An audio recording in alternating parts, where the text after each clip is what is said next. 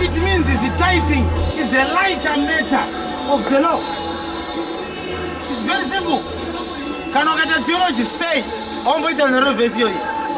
Munena mo imi wa Farisi la nyenge. Nekuti munobvisa chegumi cheminte anuse nekumi ndiregedza zvinokosha zvemurayi. Achireva kuti chegumi achisi zvinokosha zvemurayi. Ndezvakareruka zvemurayi. Kuti mukuru achange ari mucompartment iri nani kupfuura akaparidzirwa. Zvino nhasi ndinoda kuparidza Gehena. He is very beautiful. Zvamunoona mamovhi vachiburitsa chisatani chefeki chine nyanga chichityisa ndezvetheology izvo zvacho. Kamufesi kangori bhogoso. Hapano pakuti wapanduka.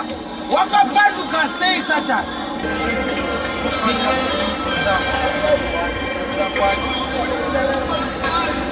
Chaparidza nhasi pamusoro pemagaka anovava. 2 Kings chapter 4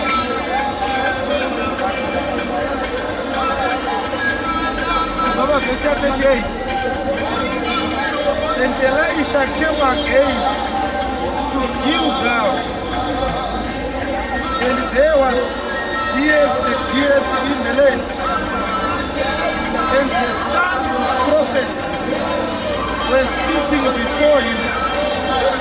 And he said unto his servant, set on the great pot, and seek the pottage for the sons of the prophets.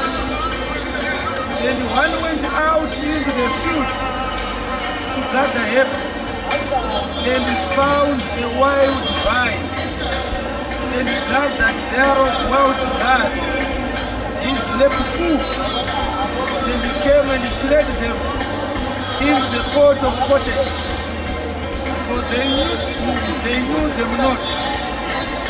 So they called out for the men to eat. And it came to pass, as they were eating of the pottage, that they cried out. And he said, "Oh, thou man of God, there is death in the pot." And they could not eat thereof. And he said, "Then bring new." And he cast it in the pot. And he said, "Pour out for the people, that they may eat." And there was no harm. And there was no harm in the pot. 2 Kings chapter 4, verse 38 to verse 31. Nyaya iyi inointroducwa nemutoo unoshamisa. Namazuva iwayo Elisha wakapinda muGilgal. Hallelujah. Apinda muGilgal. Zvinonzi makanga muine nzara mazuva iwayo.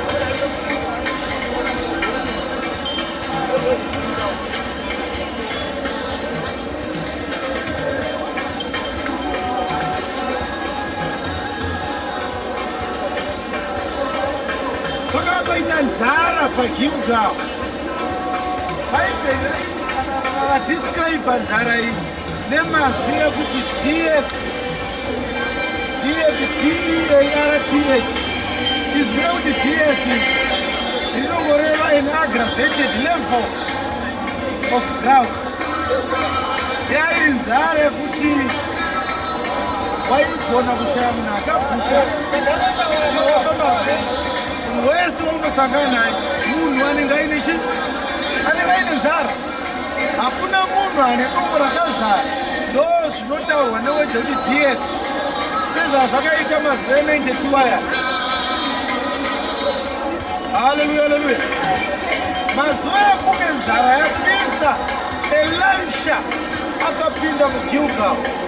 Ndokubva hanzi wakanosvika pacollege yaidzidzwa nevana vavanhu kuprofita. Bhaibheri rati vanhu vakawanda vakanga vaine nzara vakanga vari vana vevaprofita. Unofanira kubata mazwi aya zvakanaka. Vakanga varohwa nenzara stereki vana vevaprofita. Vaprofita varipo, koleji iripo, vana vavo vakarohwawo nenzara. Asi pari kuintroducwa vana vevaprofita vachinzi vakarohwa nenzara. Ana baba vavo havana nzara, vanongori nenzara bedzi, vana vevaprofita. Anhu ndomataurirwa ari neizvozvo. Elisha ndokubva ati gadzai poto huru, set the great pot and put pottage in it. Zvichireva kuti dai vakati set a great pot, zvinoreva kuti poto iyi inenge iri poto yagara ichishandiswa hayo kubikira vanhu. Kuona panzi the great pot pasina kunzi great pot, pava kushandiswa emphasis on the subject. Vakaita grammar unozviziva here. Ukati a man wakasiyana nemunhu anenge ati the man. Ukati a man unogona kuuya chero anenge ine trouble. Asi ukati the man, why bring me the man?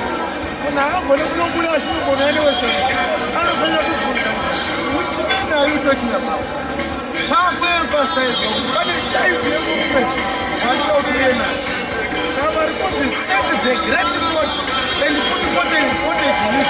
Haisi poto yese yese yakanzi naElisha igadzei pottage. Zvinokureva kuti vakafashaidzwa makoni upfuwa ivepo hwakanga huchida kushandiswa kufidha vanhu ava hwanga husingaenderani kuti hungaibvise chikafu chikaita solid, vanhu vakadya chikafu chiri solid.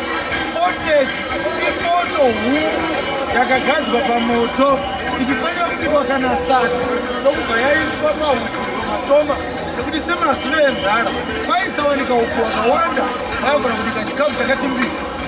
Zvireva kuti Elisha achigadza poto huru obva ati isai hupfuzvo hwamina hweihwo aive neintention yekupefuma miracle kuti vanhu vasadye porridge, vadye chimwe chikafu chakanaka.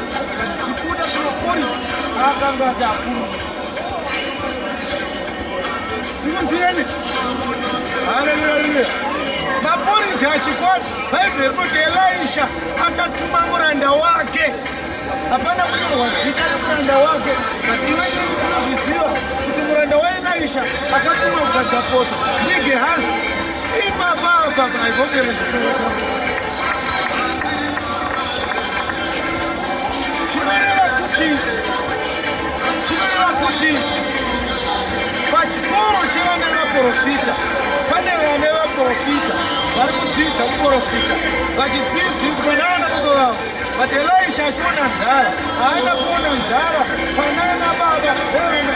Nzara yakaonekwa naElisha inzara yevana vevaprofita. Vataurwa vanava inzi ndevani? Vana vevaprofita. Saka nezvo pachinzvimbo chekuti Elisha atuma vanhu nzara kugadza poto kuti vadye, anotuma muranda wake ndiye akanzi gadza poto. Asi poto inogadzwa yanzi the pot, set the great pot. Chireva kuti poto irikunzi the great pot inonoziva mubeti naGehazi kuti ndeipeechekitawo the great pot iri kutaurwa naElisha kuna Gehazi. Ndiye anoiziva Gehazi kana muprofita akutaura nyaya yekugadzwa kwepoto huru. Iyi nyaya yepoto huru inozivikanwa pakati paElisha nemuranda wake. Sekunge vanenge vakabvenge vataurirana kuti muchaona pane nzara iyi ndo yatiagadzai. Ndikunzwika ndinotenda Mwari kuti nhasi tiparidzai nyaya yakamboparidzwa naEvangelist Joel. Ndakatomboinzwa semoni iyoyo inonzi magagano wavo. Yanguwo futi nhasi inonzi magagano wavo. Haleluya.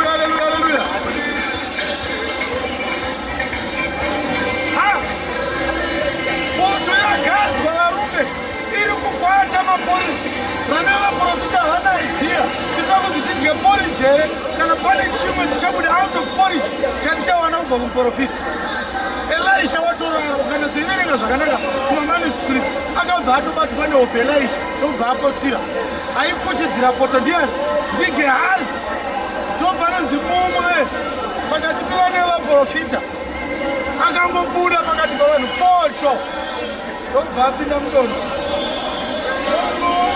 Mugaka unonzi nebhaibheri reshona waitanda waizvispreda so ndokubva anzi akaona uine magaka avakanga vasingazive ndokwakumba ndokwazadza mujuzi. Bhaibheri chikura kuti his raiment full akazadza nguo kutobvisa jaketi kudaizvo. Haleluya, haleluya. Ikunzwirenyaya akatobvisa jaketi emuprofita kwakuunganidza kwakwazadza magaka kwakudzokera nawo kumba akakukuchira nguo yake. Haleluya. Ndokubva asikochekerera magaka akanga asingazive mupoto yagadzwa nayo. Elisha wakavata ameno Gehazi akaenda kunotsemura dzimwe hudere kana kutakano akaenda unochererwe gurakuwedzera. Asi zvinoratidza kuti pakachekerwa magaka Gehazi anga asipo, Elisha wasasipo. Ndokubva yazokwana nguva yekuti vanhu vachiita sezvavo vachidya. Ndokubva yapakurwa poto kuda kunoisa mukano vakadzi vazvisii. Ndobva mwadedzera akati munhu waMwari rufu muhari maita rufu muhari haana kuti zvikurava zvakanga zviri beyond level yekuvava zvaitouraya.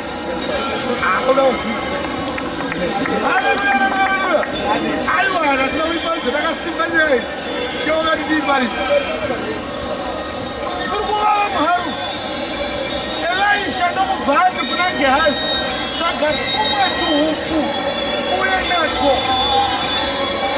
ndokunotora tikufulawa tushoma shoma zvikanzi ndaonesa mupoto ino ndobva tufulawa twaiswa zvikanzi chidyai. Haana kunamachirayaya akomandi this bitterness haana mbodaro angodisai tumwe tuhupfu futi maiswa magaka aederwa mupoto pachida kupedzwa problem yekuederwa kwaitwa chikafu chinouraya mupoto yevaridzi. Elisha anoita musikanzo anoedha futi pamusoro pemwe edition yamboita ndokubva edition yekufulawa tikabva kuna Elisha yasubtracta yese yemagaka angaedhira. Haleluya. Zvinovarume iyo nyaya yakasimukira nhasi chigogoverana. Elisha achisvika paGilgal achiona paine nzara anorepresenta Kristu paakauya panyika ino achiberekwa ari mutumbi unonzi Jesus achibuda mudumbu raMariya anosvika nyika ine nzara yekunge isina shoko raMwari. Vanhu vakanga vachiri vaine nzara vakanga vari ordinary people, maprofita vakanga vari machief priests namaFarisees vakanga vasina nzara yeshoko ndavakanga vachiti takaguta nemurayiro watakapiwa kare nawo. Haleluya. Ndokubva Jesu wagadza poto iyoyo inonzi New Testament. Ndokubva gadzai poto huru asi vanhu vengu vagodya. Haleluya, haleluya. Asi haana kutuma munhu wese wese, akatuma Gehazi wake anonzi Holy Spirit. Gadzai poto huru. Haleluya, haleluya. Ndokubva Gehazi agadza New Testament akanziwe Gehazi ndiwo chakuchidzira poto nekuti anorudzira shoko ndimwe yemutsvene ndiye akaunzwa pakati pedu kuti vanhu vadzidze shoko nekuda kwavo zvokuti vanhu vazhinji havasati vosivana nhasi kuti Holy Spirit haana kuvinga kuti vanhu vane madhimoni vabude madhimoni, haana kuvinga Holy Spirit kuti ngomwa dzibereke vana, haana kuvinga Holy Spirit kuti varwere vapore. Izvozvozvo anozvigona asi haisiriyo job description yake that's not his core mandate. That's not his principal objective. Hallelujah, hallelujah. Chaka ingapano Gehazi ukatsa poto eshoko la Mwari. Ndiri kunzwika here. Kubona pasati kamuzi poto eshoko. John chapter 16. Ndinofanira kuverenga message yacho. Kunzwisise kuti Christ achiintroduce the Holy Spirit akati aizouya kuzodini. Verse 12. I have yet many things to say unto you, but you cannot bear them now. Nezvakawanda zvoumambo zvandingada kukuudzai hamungazvinzweko zvino. Howbeit, asi when he, the Spirit of truth, kana iye mweya wezvokwadi, when he is come, he will guide you into all truth. For he shall not speak of himself, but whatsoever he shall hear, that shall he speak, and he will show you things to come. He shall glorify me, for he shall receive of mine, and shall show it unto you. John chapter 14. Hallelujah. Verse 16. And I will pray the Father, and he shall give you another comforter, that he may abide with you forever, even the Spirit of truth, whom the world cannot receive, because it seeth him not, neither knoweth him, but you know him, for he dwelleth with you, and shall be in you.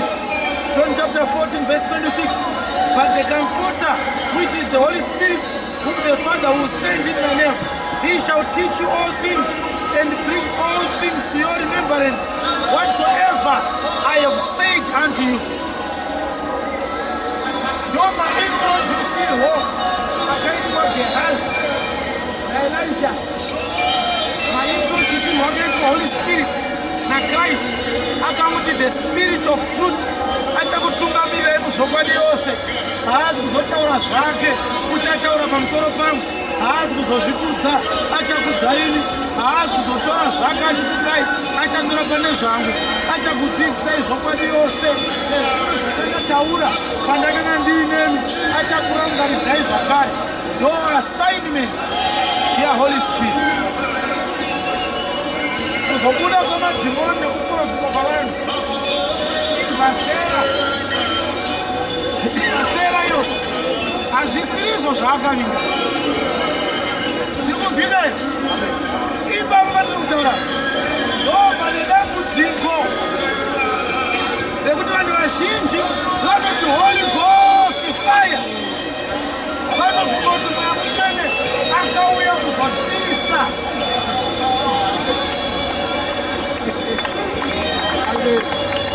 But ngatingobvunzai kuti pavanoti Holy Ghost fire vakazviwanepi? Vakazvinzwa kuna John the Baptist, ndoko vakazvitora. Hallelujah, hallelujah. Ndikunzwika here.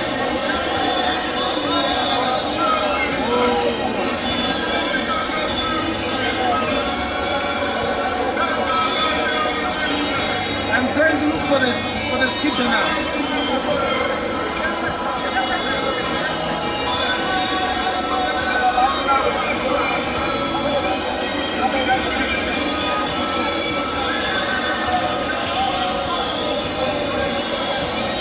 Verse 11, Matthew chapter 3.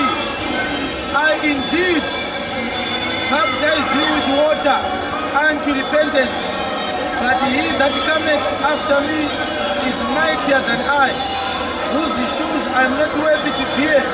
He shall baptize you with the Holy Spirit and with the fire. Don't vakatora word to fire. Ini ndinokubhabhatidzai nemvura kuti mugotendeuka kune iye anoziviya.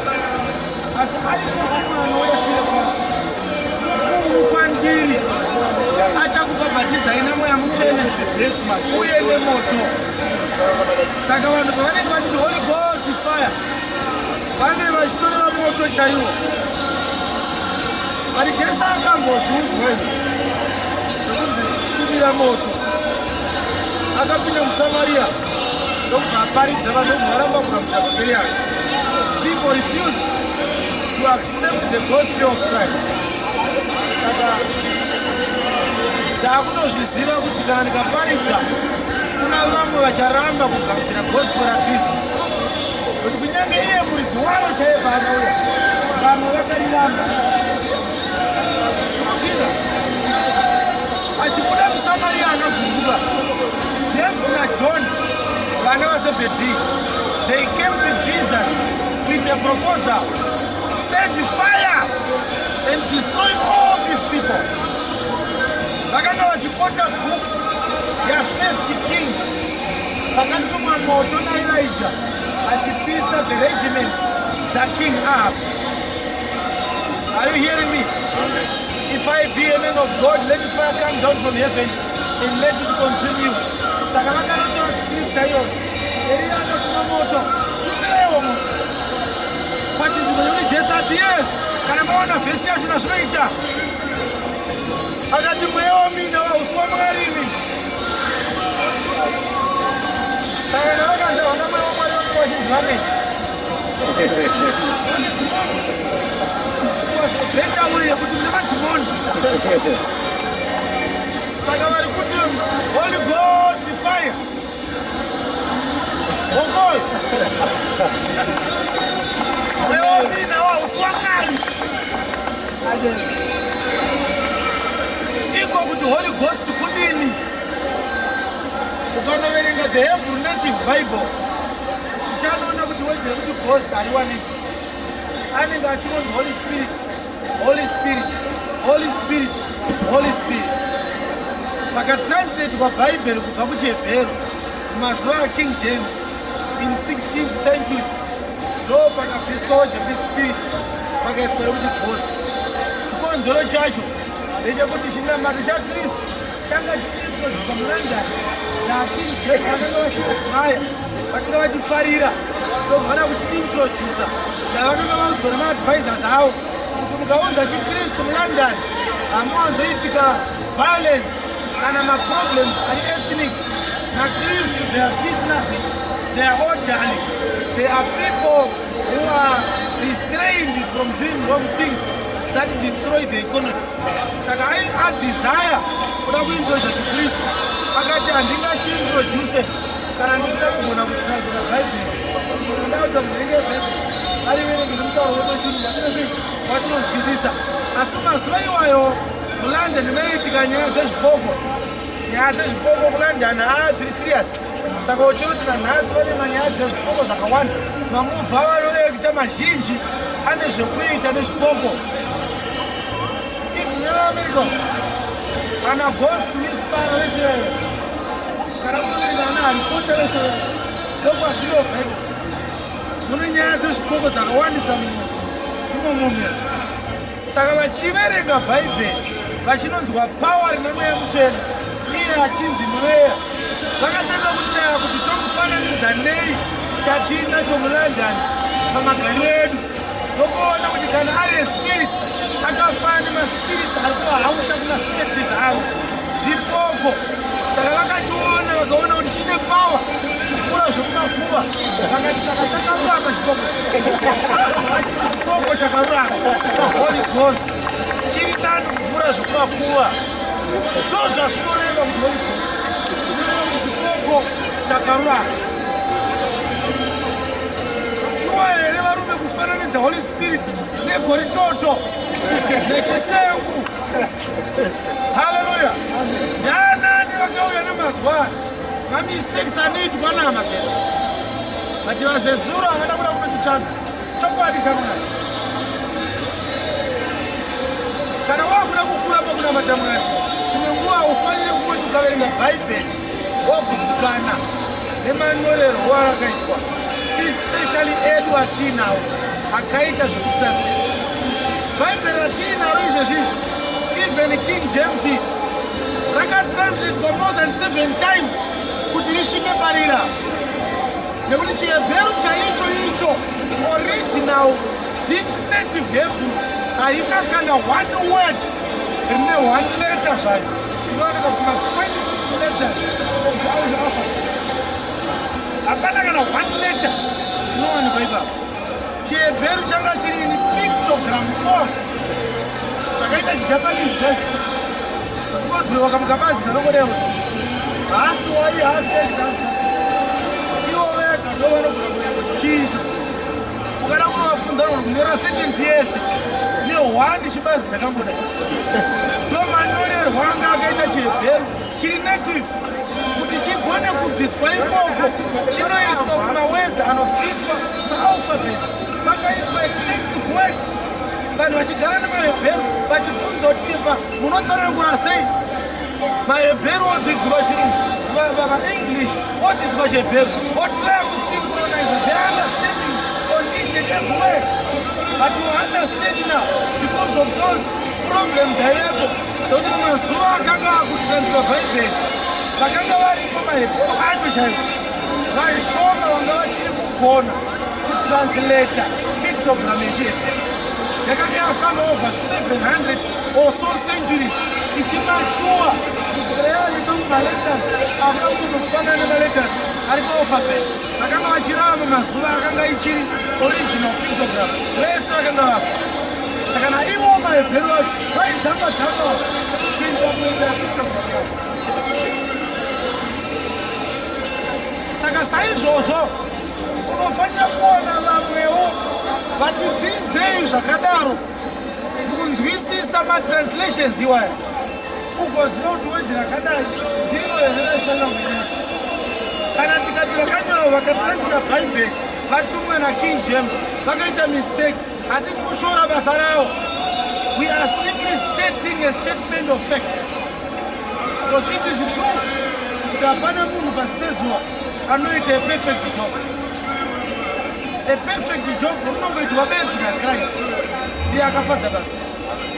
Saka inini wandapedza kushumira ndikafa after 7 years or so madhiski angu akaunganidzwa panyendiwa neumwe futi achatewa murume yanga akatumwa apa akapapotsawa iwo apedza ukuchasimukawo mumwe futi oti murume yangagona apa wapa akapapotsawa izvozvo Mwari achifara nazvo.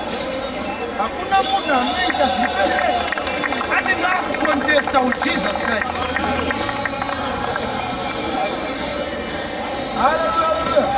Saka mentality iyi hama dzedu dzanga dziinayo dzaikorekitika pairi kana yanzwa chakati chirongo ikabvunza mweya mutsvene ikanonzvera magwaro ikaona kuti suwa murume uyo azarirwa chokwadi otendeukazvo oti sorry ndakurutika ndakwadi.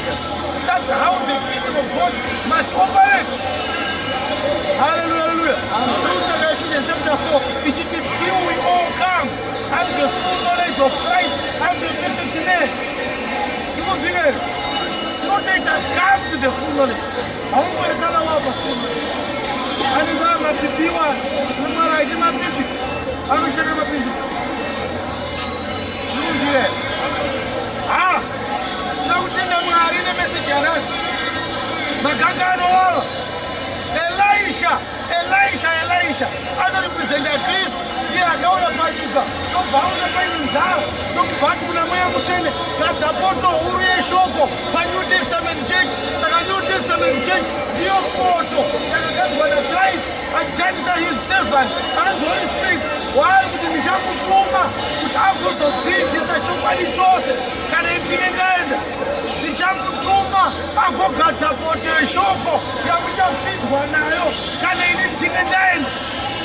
Handisivi ndichabika chikafu chichabikwa naGehazi, but Gehazi achabika chikafu on my side. Hallelujah, hallelujah. Amen. Mweya mutsvene waunza shoko ndobva vatanga kuparidzwa muJerusarema. maJews ndobva variramba vashoma vakarigamuchira ndobva ratambudzwa kuna Pauro. Pauro ndobva apindana navaGentiles ndobva rafamba. Pauro meseji yake yakanga iri imwe chete aiudza vanhu kuti tinodhila sei nemurayiro mazuva enyasha. Hatisi pasi nemurayiro tiri pasi penyasha. Imi mahedheni vakanga musina Mwari mainamata zvidhori. Imi maJudha vakanga musina Mwari maive pasi nemurayiro. Zvinomurayira unagona kuponeswa waikuitai varanda vanga muri maslaves emurayiro. Murayiro wakapiwa kwamuri naMwari through an angel ukuperekedzei kusvika pana Kristu.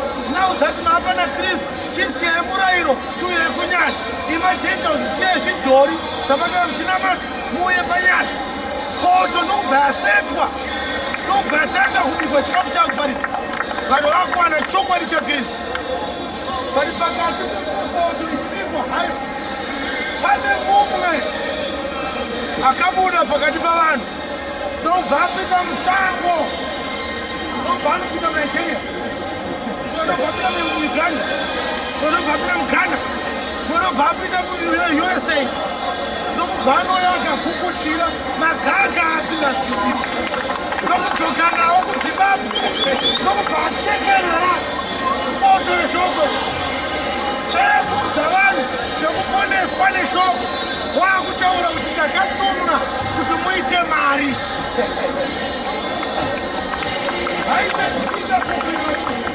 haleluya haleluya zvino ndinofara kuti kune mumwe akati achingoitesta haana kuda kugotanga amedza akasvika akati munhu waMwari maita rufu mahari zvino problemu yatinayo kuZimbabwe kune vashoma vari kutesa magaga anovava vachigona kuzvidhisena magaga anovava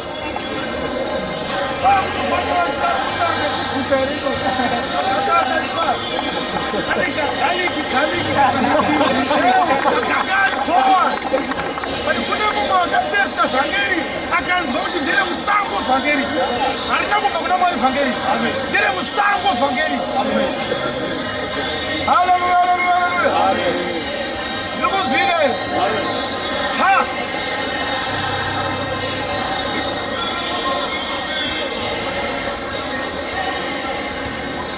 varume tinoda kudzidza shoko raMwari nhasi tizive kuti magaga anovava chii uye magaga anovava anotanga sei vanhu vese ava ukada kunovateera kwavakabva havana kutanga vachichekerera magaga anovava vatori nevhangeri raKristu ravaitomboparidza kune vamwe vashoma shoma vakangotanga uhama nekupinda musango navo varipo havaiva vachii handiri kuvanyenyeredza ivavo ishe wakati mutauro nezvavo kuna akarasika koita mumwe asina kurasika akangotanga ari mudongo pocho iye hanzi akarasika anonzi murasiki kune vakarasika kozoita varasiki saka ini tinoparidza pano everyday meseji yangu irikirie the gospel of Christ kana paine mumwe anotenda kuti gospel randinoparidza risiro ane raKristu ngauyezve togara pasi tokurukura tokudzana magwaro pane mumwe anomboparidza here sipana ndakamubvunza rimwe zuva yandinowo unoparidza here sevhadei ini ndichikusiya hapo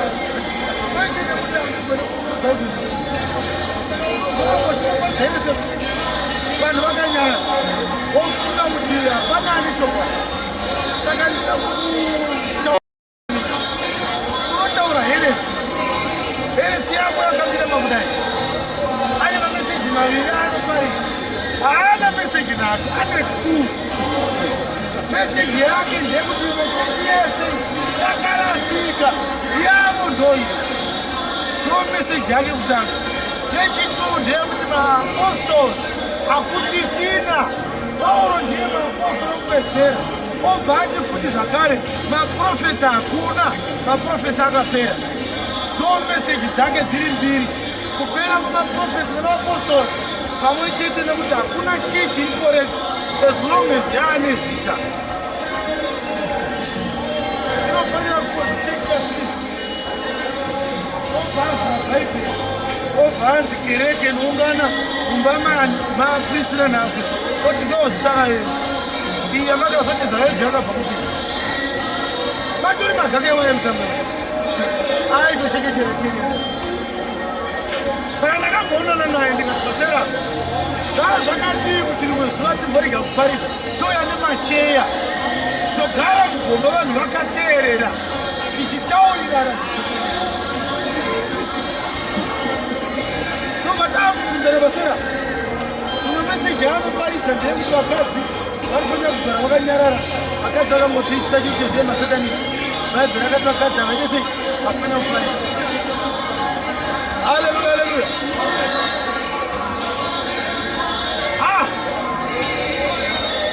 Ndikakurukura naye vanhu vakateerera masera kusvikira akapedza yakazotara nezvake. Kuti achikurukura zveshoko raMwari kumaguru kasiyana. Shoko rachikurukura ndiki kuona munachikurukura shoko raMwari ane dhimoni noragumuka riri maari. Kana dhimoni ragumuka harioneke tinozoona akagarwa naro ragumuka riri mukatiri.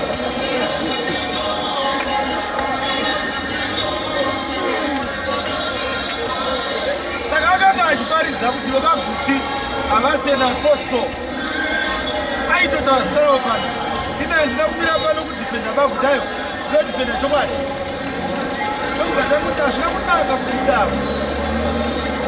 Saka akanga averenga vhesi iri paActs chapter 1 panonzi naPeter, Judhasi zvaakafa, ngatitsvage munhu anorepresenta Judhasi ave naapostol anotsiva Judhasi. Peter achibva ati tirina munhu akanga aripo kubva akanga achifamba nesu naJesu kubva pakubhabhatidzwa kwaJesu naJohani kusvikira paakakwira kudenga. Akanga aripo ipapo. Ndiye anofanira sei? Ndiye anofanira kuuya.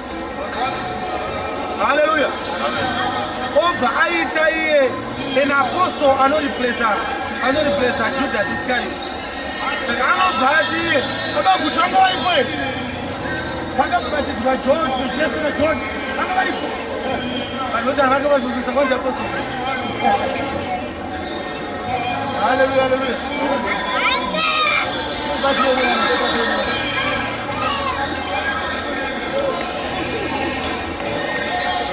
Chiri kuda munhu akanga aripo pana Jesu kubva paakabhabhatidzwa naJohani kusvikira paakakwira kudenga.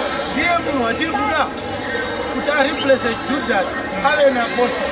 Obva asinga obva atiye Paulo is the last apostle akatuma maGentile. Saka hakuna mumwe munhu anokodzera kuve an apostle. Aiwaka chirega titaure nyaya. Iwe wati hakuna munhu angaite an apostle kunze kwekunge anga aina Jesu kubva musi waakabhabhatidzwa naJohani kusvikira paakakwira kudenga. Akanga aripo everyday nepakamutswa Lazarus akanga aripo. Ndiye anoqualify kuve an apostle. Was Paul there? He wasn't there. So are you saying Paul is not an apostle? Kazaiwa Paul is an apostle. Nekuti akasangana naJesu. Lero akasangana nani? Kazana Jesu. Kati wanga uripo here. Handisipo wakazviziva sei? Zvakanyorwa mubhuku. Saka musi wakasangana na Paulo naJesu. Jesu akabva ati ndagumisudza kuonekwa naPaulo achaonekwa futi. Kana Jesu akazviratidza kuna Paulo, pane vhesi here mubhaibheri inonzi naPaulo Jesu akandiitwa an apostle. Takadziverenga tsamba dzachona. Acts chapter 9, Acts chapter 26. Anongotaura Paulo takandindiri sei? Ndinoparidza. Hapana paakamboti Paulo Kristu wakatiwa an apostle. Iye ndiye watinozonzwa Paulo achiti Paul an apostle of Jesus Christ. Tireva kuti paakazonzwa an apostle is another time, another day. Kwete raakatendeutswa achienda Damascus. Saka Jesu akasangana naPaulo akamuti an apostle. Anorambidzwa here Jesu kusangana isike waguti akamuti an apostle.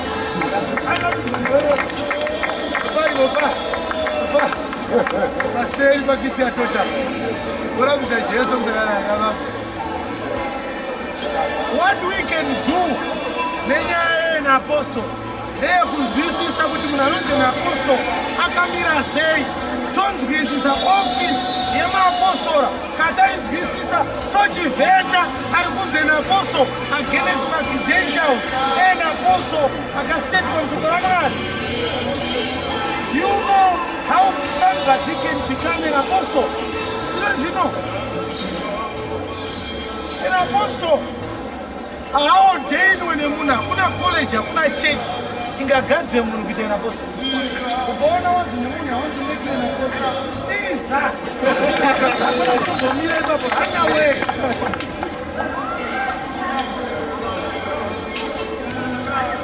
An apostle is ordained by Christ. Vese vakaitwa maapostles tanga vari mubhaibheri. Chekutanga ndechekuti vakaitwa nani? They had a physical contact with Jesus Christ. Saka Pauro achitaura uapostora hwake anotanga achiti akanga ari masikati makuru. Waona chiedza chinokura Kristu. Kristu akati kwandiri, unonditambudzirei ndakuita chapupu ndichapota ndichizviratidza. Chapter 1 verse 11 and 12 the book of Galatia.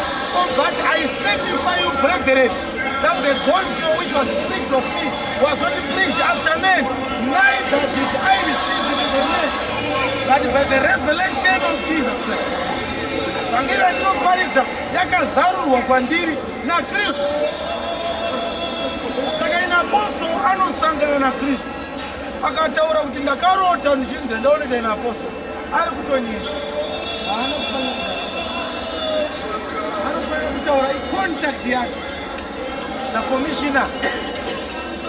Ukaenda kumilitary kana kupolisi kuna anonzi ma-commission directs. You cannot become a king of one unless and until you are commissioned by the president of this country. You are commissioned to be a brigadier. You are commissioned to be a major general. Those are later an apostle ano-commissioned na commissioner mkuru anataka. Now when I say for my prophets, my teachers, my pastors, my evangelists, they are ordained by this apostle. Nekuti unonzwa Pauro achina Timothy, kuda kuti uchengete chipo chawakagamuchira nekuprofita kwangu, ndikaisa ruoko rwangu pamusoro pako, ndikakuordena. Oh, but Timothy, my own son, in Jesus' name. Titus was a pastor, he was ordained by God. That's what happens in the body of Christ. No first criteria every an apostle. He must have a contact with Christ. The second assignment, the second credential in an apostle, they put anofanira. Kunga achinzwika, achive nedepth yekuziva Kristu. Major assignment ya apostle. Aisiye kuti gharama chicha akawanda. Mazaona zhinji kuno Africa. Wana kuti mnakaita branch kuzenesa, branch kuchitumisa. Kufanira kuve na apostle. Vaizechi yekuti ani mabranch akaita sei akawanda. Aiwa zvisiri zvezvo. Hazvinei nemabranch. Vanozvitoita pakuti Pauro akavamba machechi akawanda wanda. Saka vanofunga ndo apostle vati aiwa. Iyoyo yaive assignment yaani yaPaul. Kuti ndiye aka-introduce the gospel to Gentiles. If somebody says I am an apostle, he will tell us this argument. Kuti ane zvakadzama here zvaKristu zvaangataura. Kana vangoti receive your car, haasi arumire. Harisivo basa rako. Apostle haataure zvesadza.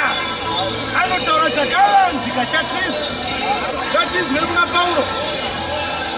Ephesians chapter 3. Hallelujah.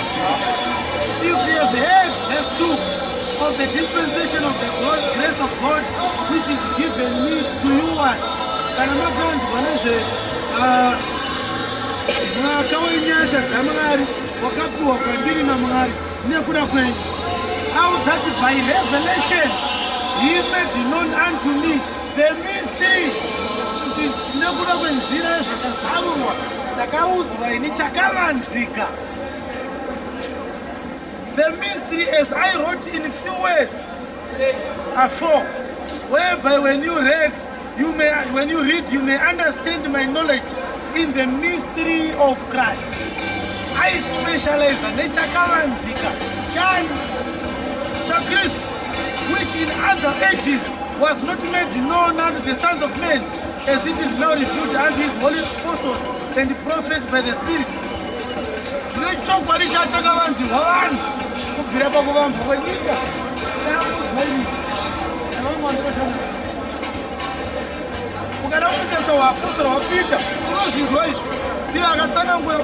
Before Genesis chapter 1, Ndiye akaudza vanhu kuti Jesu paakanga achinzi akafa akaenda kunoparidzira mweya yakanga iri muchirongo akanoparidzira shoko nevanhu vakaparadzwa nemvura yaNoa vakaramba kuteerera vhangeri yaNoa. Vanhu ivavo Kristu akanoparidzira. Ipi takataura izvi? Kana ari John tingataura nezvizvizvira. Pauro anotonzi naPeter, chenjererai munatidza Pauro anotaura zvakadzama zvinonetsa kunzwisisa. Apostolo iye kuswera uchitaurira vanhu ndakaona mutumwa akapfeka nguo chena, ndakaona mutumwa akapfeka nguo dzebhuruu. Haisi revelation of Christ. Hauitwe muapostora nekuona mutumwa. Ndikunzivere. Uye munhu akaonekwa aine nguo chena hazvisi izvo zvinoita mutumwa waMwari. Osama bin Laden anga aina rogemenzi rewe mutumwa waMwari. Haasi. Unofanira kuve software iri nani yekuidentify an angel before kuona white garment. The other specification yema-apostle, an apostle is an all-rounder. Pa-fivefold ministries hapana chaasingaita. He prophesies, he evangelizes, he teaches, he pastors. Ukaenda kuma spiritual gift zvese anosvika. Hapana chaasingaita. The number 6 ground like this. Kuona taza kuita chimwe chake haasi.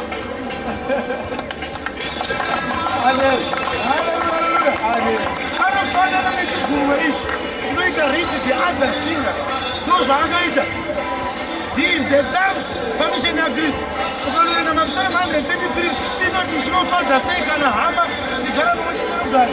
Zvinofana nemafuta anoera achibva kumusoro waAroni achienda kusvika kundebvu ozonosvika kumutombo renguo. Saka uchiona kuti in that illustration an apostle represents ndebvu dziri pamusoro waKristu ari padhuze nemuromo. Saka he is a deeper revelation of Christ.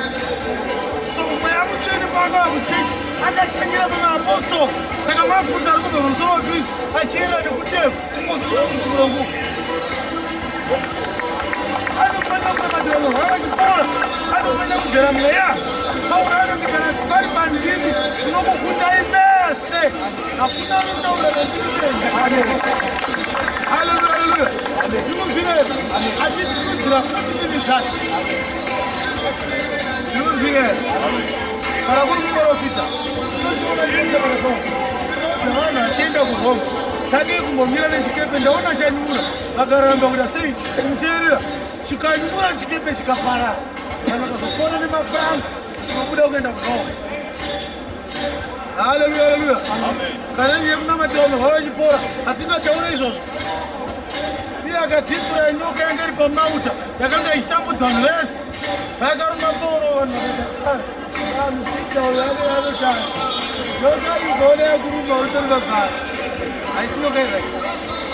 Vakazoti vachiona nguva ichifamba because haifanira kufamba 5 minutes. Akapakunaretete bhaibheri inoti akabva aizudzira moto haana kumbobvira akachinja bhodhi yake akanamatira arwere vese vanga vari pamauta vakapora vakazomurongedza mapeki ekuti vafambe vachidya vachienda kwavake vachienda. Haleluya. Hatikunzivere kana iri nyaya yewisdom pendanoverenga wisdom dzaPauro mubhuku dzaTimoti dzakanyora Timoti gadzamadhikoni gadzamaelders achitaura necriteria yake yainoti madhikoni nemaelders nemabishops agadzwa naTimoti naTitus akamunyora the same message. Haleluya, haleluya, haleluya. Kuve naapostoli hakunzi kufamba uine mapastors ako ekuti kuenda mapastors ako akuve naapostoli. Hauyi kuve naapostoli kwenu kune vanhu vakawanda vazvisubmita kwakuti aiwa message. We want to hear a deeper revelation of Jesus Christ. Hallelujah, hallelujah, hallelujah. Ndikunzivere. Ndiye munhu anotenderwa kutungamira sangano kwete muprofita. Pauro akufa anonyorera Timoti 2 Timothy chapter 4. Tamari mazuva angu akukwana kurumidza kuuya kuno. Kana wakuuya tora mabhuku angu nemapashiments angu usakanganwe nebhasiketi rangu randakasiyepo uye nawo ndaapadhuze kuda kudurura because Paulo waida kusiya machurches esangaba achitumamirwa na Timothy. Why? Timothy hagona kusara achitumamira machechi kusvika kure because Timothy was an evangelist. But ndiye munhu akanga apinda pashoko akanga kudzivisa Kristu kupfuura vese vaive navo. Ekaizviziva kuti handikoni kusiyana kudain apostle. An apostle must be ordained by Christ. I cannot ordain an apostle. Saka Christ asati awapointa munhu apostle inenge yakabatwa naTimothy. Hallelujah. Amen. Varume, poto yeshoko yagadzwa naKristu ikanzi ngaikuchidzirwe naMweya Mutsvene achidudzira shoko raMwari. Bhaibheri rati kune mumwe akaenda musango akanouya nemagaka ake akaachekerera mupoto. Poto ndokubva yavava. Haichadyika vanhu vava kuti mupoto une rufu. Haleluya, haleluya. Ndiri kunzwika here? Ndiri kunzwika here? Saka kana munhu akaenda naapostoli waKristu hakuna kuti uri kunyepa. Ndiko munhu mapedza zviparidzi zvapepera. Nehama dzangu, pane ndinzvere kuudza munhu kuti aine neo pese dzakadii baba. Ndiri murume biyenyu. One software yekuti ukatarisa munhu, you can tell whether he is a man or she's a female. Ask somebody. Muri murume. Anokusungisa kana kukurova nokudeni. Utoti kana ukantarisa unoita zvimweni. Akuonelera. Esikwamupindu kuenda wakutoka. Kwendava kwenda kutaura. Haleluya, haleluya. Amen. Jesu akati muti mumwe nemumwe unozikanwa. Unotikazi kubananero, umavero. Unotarisa nguva dzekubereka bedzi. Wabereka chii? Wakuzikanwa. Haleluya, haleluya. Saka ndiri kuti ndini hauna munhu angangosimuka oti apo apostoli wakapera. Hauna kumbopera. Chinongonetsa bedzi ndechekuti munhu anenge achida kuve naapostoli asi Kristu asina kumira. Saka vanenge vaitwa naKristu anobva varamba kuti havasi. Ukuona zvakaita murumo kana tikanga tichikampena kuita mapresident tiri vaviri. Ini ndine bato yangu rinonzi movement for jobs creation. Ndiyo vaine inonzi Democratic Party of Excellence. Andidika mwana wangu inini akasangana nemwana wavo madhays ekukampena vanoshaudhana stupid yemunhu. Chibaba chako chiri kurwa nechipinda baba wangu maoko ndikutorunewa wadiwa vangu vachiti wayewa ndavaita akapusa kodhoira bhiti hwayewa. The moment inongonzi murume uyu ahwina ini ndalusa vana vake vakunzi members of the first family. Vangu vakasangana nevake vakuita ufafa vakamborasa mukanwa bedzi vatora mustoks.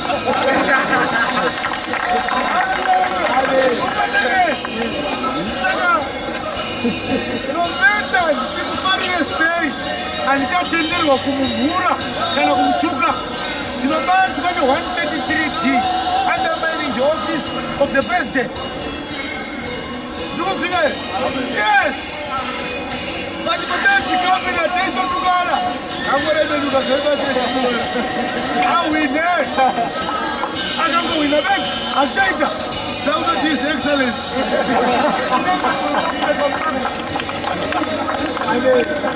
Zvaifanira kuitwa navanhu kana munhu adariwa naMwari nometa umude sei apasina zvekuita. Ndakanotaura chimwana vanhu vazhinji havazive kuti Mwari anopareta sei. Ukaona murume akabirapo kana mumba menyu mimi makaitwa mumwe munhu kufundisa kana mumba menyu Mwari akadana munhu. Ndiri kuzvitaura izvi kutoprofita profesa izvi. Kana mumba menyu mine munhu akadanwa naMwari ukasiya munhu iyeye mukanoti magandina matiro mavioleta Mwari muri kureva kuti mukoma wenyu kana munin'ina wenyu hana mwari kubara nyaya saka nometa maita nguva yakati muri pasi pamari hai mwari anenge achikucha dzokera chiri kukutadzisa kuenda pamunin'ina wako uri kuzvikudza unasakuza uri kushandisa ngomba nenyama dzitepanhoma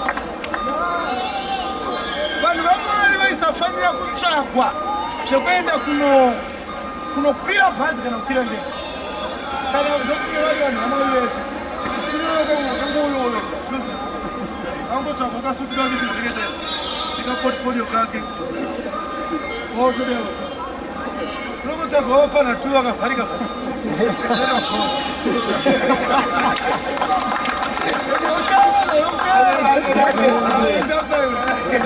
notore vanhu vasina kuteera kuti kakoti uya vatouya kune vanhuwo vakadaro seika atitaure vanhu kutaura vanhu vamwari mwari akadana munhu vanhu vekutanga vanofanira kubatirwa nemunhu vanhu vari pedyo but zvakaitikawo kuti kazhinji kana mwari achidana munhu anowanzosarudza munhu ari least appreciated pakati pavanhu munhu asina zvakawanda zvaanofarirwa nekuda kwake anotowanzondaramta kare nguva pauro ane nguva dzaakamira pamberi pechechi ndokubva aona chirikadzi dzine varume vakauraya achiri kuparidza murayiro wasati atendeswa nakaisi zvikanzi hapana kana munhu hwano atakatadzira panapo raiti izvezvo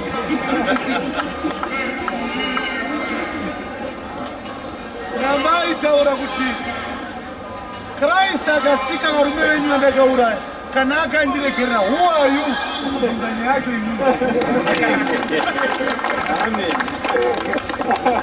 unozoti mwari anobhowa sinai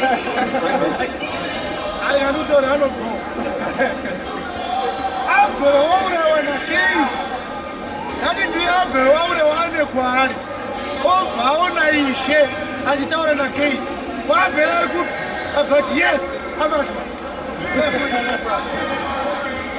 akanzi nakaini ndine homwe nokanaka nochengeta ndamuchinda china frosi haana abhengeta koderero achadhindwa sinai akanzi nakaini akanya hangu bati akachenjera kuetwa pati maperero akaita nyaya yachona the lord said put a mark pamhanzi yaKaini anokobata Kaini kumkwata yatanga Kaini auraya yakupera waraiti Kaini ndokuda haleluya saka vanhu vane varume vakaurawa naPauro vane vachitenda kuti Jesu paachauya chavataura takatadza kunamata nekuti Pauro akaurawa obva vasvika pamezonzwa ivimiwo chizonzi Pauro baba Sauro aikutambudza obvakanzi hatisi kutonga vanhu pamusoro pezvavakaitwa tiri kutonga vanhu pamusoro pezvavakaita musati maurayiwa mudaro maiti nyaya yekuti Sauro akakuurayai nokuti Sauro imhondi matopara imwe mhosva akutonzi Pauro iye vagarakia vakaungana vakorinde vakagora vagomba vari papa vatesaronika vafiripa vekukriti vari papa vepapegamosi nevavo vari kutaatira nevavo vari pasilisia nevavo vese muri kuona vanhu vakaponeswa tiri Pauro saka ramapitouro kuti mudioti ndinonyepa Pauro muapostori wavo yatoimwe mhosva yekuti ndinonyepa batai vanhu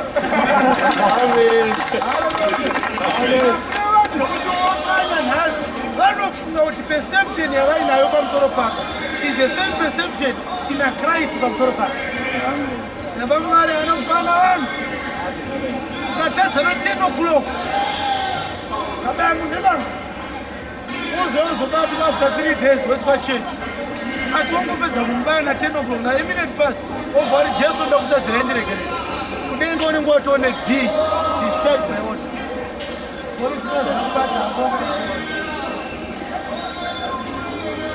haleluya haleluya Amen.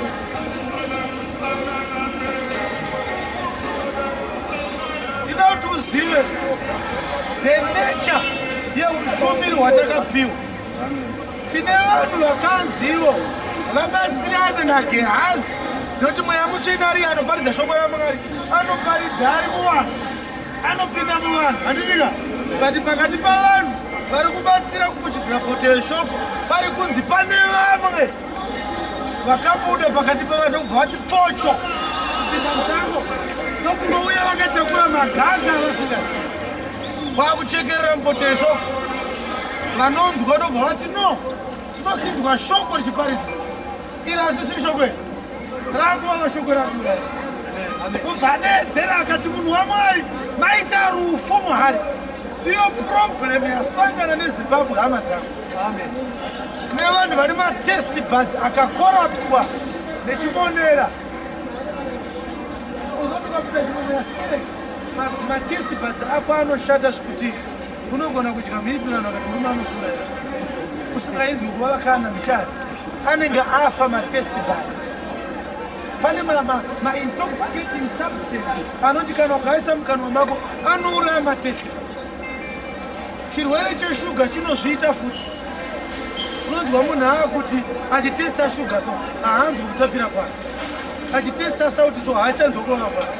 Tinoita kuti sauti yawanda matest buds ane ability yekutesta amount neextent yeimpact negravity yechinhu chawaisa mukana. Haleluya, haleluya. Saka unofanira kunge uine matest buds anoshanda zvakanaka, ugone kuti ukatesta vhangeri wonzwa kuti iri riri kunaka nderakristu, asi rachekerwa magaga emusango raakuurayai. Mazuva eElisha kwaive nevanhu ivavo vachingotesta vhangeri vakanzwa kuti awa raakuurayai, harisisina upenyu. But muZimbabwe muwane vanhu vakaurayiwa matest buds nenhamo. Kuri chibonero chinowanzoputwa nevanhu vasingagona kutenga chi yakaitwa zvakanaka. Nhamo yauraya matest buds emaZimbabwe. Kune mobva kuva lendodha achipopota, ndinokuuraya, ndinoda mari yangu, handisi baba wako, handina kuya kuzochengeta nherera muHarare, ndakavaka imba inonzi shanga ishandai. Haleluya, haleluya. Kana mari yako jachineta aliyemeemuka obvasvika pacheki obva kaita mumwe ari kubva musango achangobva mukuchekerera magaga. Haleluya, haleluya, haleluya. Obva ati ndakatumwa kuti vane mari dziri kushota mari dzavo dzikwane. Receive your miracle this afternoon. Soromakombona lindodha chinokumba wakatarisa papa vachidedzera I'm anointed to deal with the poverty in Zimbabwe. Hapana anosimudza ruoko kuti ifesi ipi iyoyo papa. Varamutuma vanhu zvapedze nhamo yemari dzinopinda muhomwe, nhamo yenzara, chezvinhu zvinoenda mudumbu renyama rinozoora. Ifesi ipi? Ndiani mumwe mubhaibheri ane kutumwa kwakafanana nekwenyu nokuti vanhu vagute vadhiraivhi mapurani? Ndiani mumwe mubhaibheri akanga aine assignment iyo? Kutotangawo izvezvi kutumwa nekutumwa ukadaisa magaga emusango ka magaga emusango. Haleluya, haleluya, haleluya. Yavava shoko, poto yeshoko haichadyika. Kuna akabva musango. Ndaiverenga rimwe posta mazuva apfuura rakanyorwa kunzi begging from Nigeria. Kwete kuti begging from heaven aiwa pano paNigeria. Haleluya, haleluya, haleluya. Begging from the wilderness. Ndadzoka kubva musango nemagaga akauchekerera.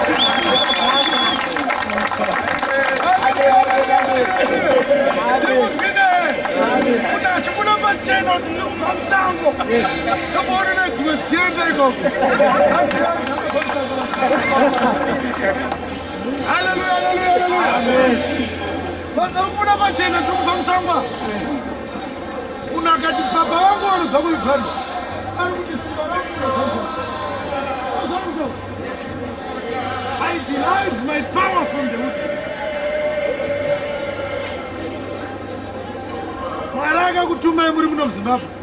Makatomboita 4 years, makatomboita 9 years, muchiparidza Kristu muri muno muZimbabwe. After 9 years, Mwaraga tayewa, chagaba baba. Unokana munhu aberekwa kudhara baba achavadii. Kana ukakura usingaziva wako, unobvunza mai vako. Mai nana mai akakupa pamuviri, aitanga papo. Hatiri ndizvozvo. Tinogona mai vako vanewe boyfriend nyowani. Onzi vava pavakwa. Unotaiwa kama. Hati madara nawo ubva last week. Ina ndinoberekwa last week. Yane 28. Ndina munhu wamainana naye 28 years ago. Kweto madana naye zvizvi. Kana Christ achigona kungokutuma achikupa shoko baba pakatapa une zengu wako ngadi urikubuda pachena kuti wakutsvaga zvemusango daiteerera rimwe disiki remunzvarukwa achitaura nyaya yespiritual fact disiki racho rinzi honor your father and your mother ende chaanogona murume uyu is to appeal to the mind. He is an eloquent orator. He is a psychologist par excellence. He can teach you ordinary things to the extent that you start to see God. Musadza imo. Kuparidza nyaya sekuti ndina spiritual father vangu. Ndinovada zvinoenda mweyaushayi ndinotoiwacha. Murume mukuru achitaura zvikuru hembe dzemukati dzemurume mukuru anobva kudzimwe munhu achitiyesa mwari. Zvanzi nyaya iyi ndokubva azoti chegumi chamunobvisa inozobvisa 10% yacho ndobva ndapa papa ivavo ivo vanozonopawo papa yavo akadaro saka toti muchechi munenge maana grandfather vaibere grandfather avavo muchechi vavo ozoita great grandfather papa vapapa vapapa chirenge yacho inenge ichikokura zvinonzoitika kuun'anga izvo kozi munhu akanga achida kuita un'anga ari pamureo anonotsvaga masimba kumozambike pachipinga wabikwa neimwe n'anga iri serious yepachipinga n'anga yepachipinga inomozambike inobikwa neimwe n'anga iri serious yemozambike n'anga iri mozambike inonopindawo muindia kozi india mune dzimwe n'anga futi dziri serious unobikwa kuindia saka akakurapa iwewe kwepamburewa akati mombe 3 chikapo chako chiri serious yari mombe 3 ne500 anozobvisa 200 onoipa baba vake kumbe speed nanga yekuti pinge collecta kuvafana vanhu ozonotonora wauno mari yacho itapesenda kuunderworld nokwairupesera yavo. That is the source of that power. Because people don't know that the devil is able to do all these things. Kana muprofita aine simba kuti munhu aluze weight kuchechiso zvisiketo zvatonoona handinika akaipika size 40 aupika size 36 kati 34 ezimina kana yetikona maresistant body ndokuti amai avanga vachida kuluza weight yavo kana vanga usingadi kuluza weight kutofanira kuvadzosera kosi pakubira vanhu weight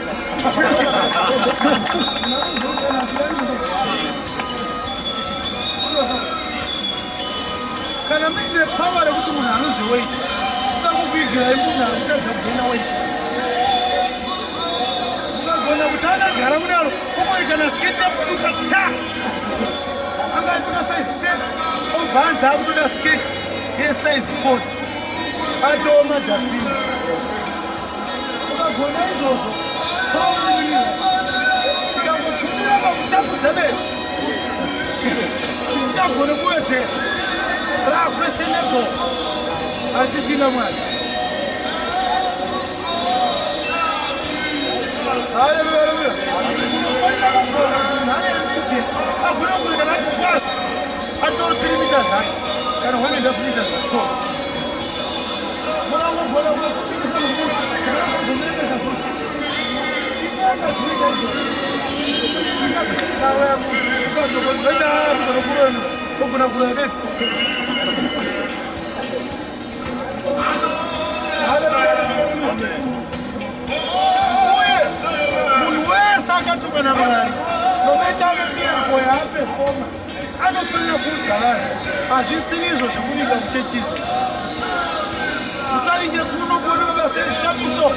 You must come to the house of God with an intention to receive the word of God.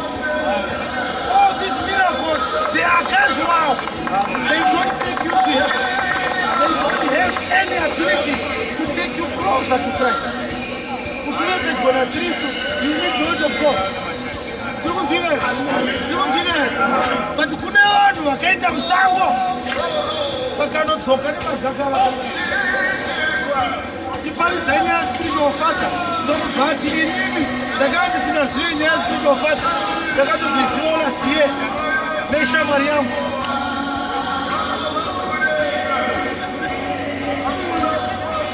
shamwari yangu akandina spiritual father ndikandisiya ndovadi ndikanditsanangura kunezvisa saka ndakabva ndakinovakuoiwa novakutoa saka ndakaberekwa atsvagiwa baba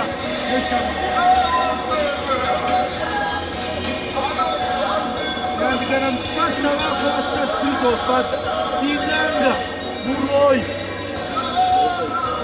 komazwa ake chewewe ndinokubva ndati kana asina mufundisi asina spiritual father akanzi muroyi iye arikuita spiritual father akazvitanga last year akanga asingazvisivi chechi yake yaane 5 years spiritual father aanawo break 6 akatomboita 4 years asina spiritual father akanga ari muroyi wokutumasilewa aitorowo mwana tokana munhu anga ari muroyi anotendeuka osiya mabasa ese anga achiita otanga mabasa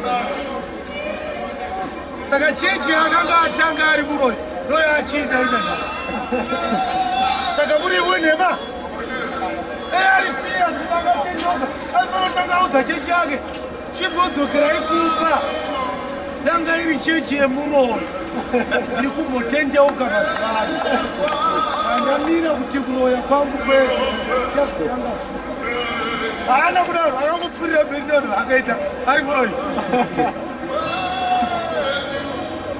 kandikuoyeva nezvokuti kana iye akanzi ngaaite spiritual father namwari ngaazviite arege kuita doctrine nekuti munhu wese azviita. Haleluya. Spiritual father havamo mubhaibheri zvese akati kakurege kuenda munhu anokabaweni kuti vamwe chiita rumeke. Saka mavhesi avanomonyorora anoshandisa mavhesi anonzi naPauro, Timothy my own son.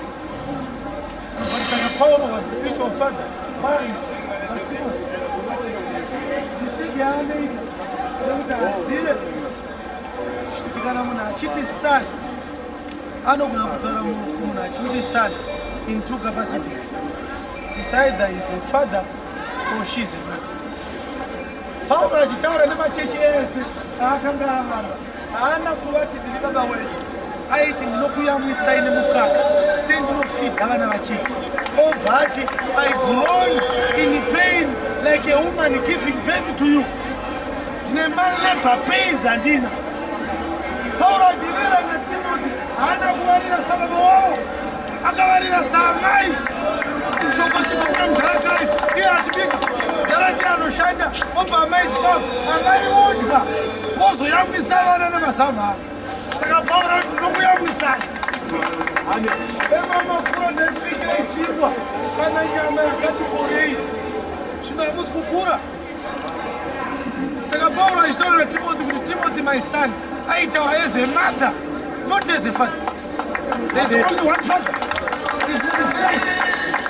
No New Testament church ndiye mukristu, you are my Christ is the father. Saka isusu zvatiri kuita tiri mafoster mothers. Are you hearing me? Amen. Tinoyamwisa kireke ifidi iyo inenge taitira dera ndiye anoshandira mhuri opa amai, amai vobikira, amai voyamwisa. Saka Timothy akati maionisani naPaulo, saka Paulo angarowa Timothy kuti akati maionisani. Saka iutirei kuti kune murume anoyamwisa. Hallelujah. Yes. Paul blessed the churches. Aivayamwisa. Kozvaita. Aiyamwisa. Bazvo zvinoita ndezvokuti nyaya yekuti papai neyekuti maifada inofarirwa. My father in the Lord. My father in the Lord. Elisha paakaona Elijah achitorwa akati my father achitaura Elijah.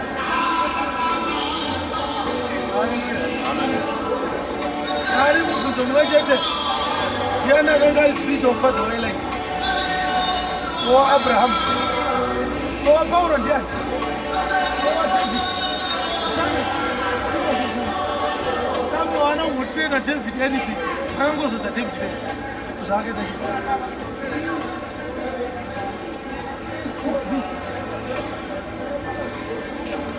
Kana manzi muzviite makanyarara. Don't form a doctrine out of it. Hallelujah, hallelujah. Amen. Yes. Shadrach, Meshach na Abednego vakasimba vakatika namakongani vakanzi ukagara moto musanetika unoona mafu imo. Iwona gomba richipfuta moto riri gomba remarara. Zvekujamba gomba riya kana kunyira. Woti rikaipindemo kakoni kwatatu. Imotsva. Zvakaitirwa varume vabedzi vari adzokodzi chinhu chimwe chete over and over again. Aperehwe nezvekuita Mwari. Hallelujah, hallelujah. Iuzivere. Yes. Panguva yegomba reshumba rakaiswa Daniel, shumba dzakaita sei dzakabatwa muromo naMwari. Hallelujah, hallelujah. But Samson achitangana neshumba akati ndakabatwa muromo naMwari. Ndiye akabata shumba muromo akabvarura. Kuti vakasangana imuchechiuma Daniel achita kuona shumba dziri adzikudyi Samson andiwe vakashumba. Hallelujah. No, achikana yangu mvura ngati vakaingara vatipone. Ndomira kuini tukanamarikana mvura yangu yabetsi vakaingara tona achiti kana mvura yawanda pindaimo ochengetwa mvura. Saka miracles imwe neimwe ine nguva yayo, ine testimony yayo, ine purpose yayo yainoseva mukingdom yaMwari. We don't form a doctrine overnight. Paulo akaporesa vanhu nehandkerchief yake. Haana kumboenda kunoti kuna Adam and Sons print more handkerchiefs. Zvakangoitwa ipapo bedzi zvikatopfuura.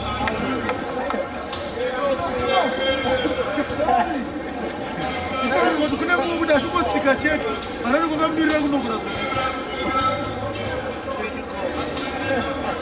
pauti nanevhu ripatsuka nemunhu waMwari mumba kwavo yekunokorana tsoka akatengera kusanza yakauma makunokora tsoka zachitokuku nanokora otozoona ipupuro nakanokora tsoka profet kaenda nevhu achokunza ona minamesikai anokora tsoka zvezvona zvinotofamba magangano vavava ari kuchekerwa mbotefa ke. Are you hearing me? Are you hearing me? If God does something today achifamba doctrine pane mumwe munhu panapa kwai panapa achibva apa mari kune mumwe munhu waMwari aiparidza panapa ndobva aenda ndobva anowana motika. Haleluya. Munhu waMwari ndobva adzoka panapa chikanzi taurai munhu waMwari ndakakupa $100 izvo zvino ari motika mbiri azamazvona uyai nema $100 meita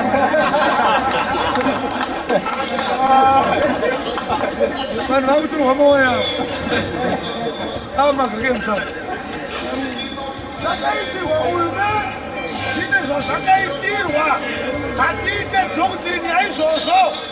Kana munhu waMwari akaona mutumwa kupindura akaona musi iwoyo aifana kuita kudunga makanaka kupindura akuita kugomo aona mutumwa kwete ririponi kwamutumwa akaonekwa kanji njani dai vakangona mutoilet yekanzi aita sei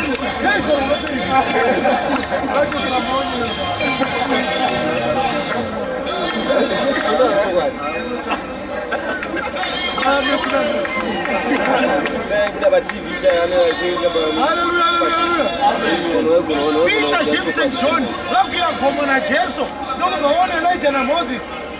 Peter nobvatana nyeyo ukaverenga the American Standard Version inoti Moses na Elijah vaitaura na Christ mwendoro wake wekuda kuchicha pachinzvimbo chakuti vanzwisisa kuti vanhu ava vauya kuzoita hand over, vauya kuzosapota movement yekuenda kumuchinjikwa, movement yemuchinjikwa.